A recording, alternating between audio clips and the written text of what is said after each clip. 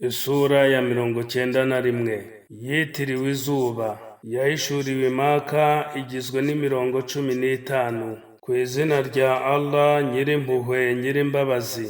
Ndahiye izuba n'urumuri rwaryo, n'ukwezi igihe kurikurikiye, n'amanywa igihe agaragaje urumuri rw'izuba, n'ijoro igihe riritwikiriye, n'ikirere ndetse n'uwagihanze, n'isi n'uwayirambuye, na roho n'uwayitunganyije, hanyuma akayigaragariza ikibi n'icyiza ngo yihitiremo.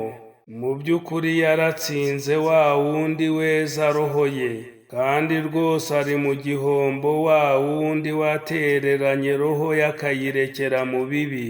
Abantu ba Samudu bahinyuye intumwa yabo kubera kwigomeka. Ubwo ubarusha ububi yahagurukanaga ibakwe akajya kwica ingamiya y'imbyeyi.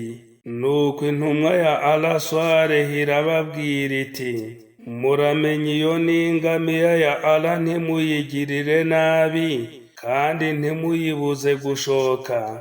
Ariko baramuhinyuye ya ngamiya barayica, nuko Nyagasani wabo arabarimbura kubw'icyaha cyabo, ndetse bose abarimbura ku buryo bureshya, kandi Allah ntatinya ingaruka zabyo.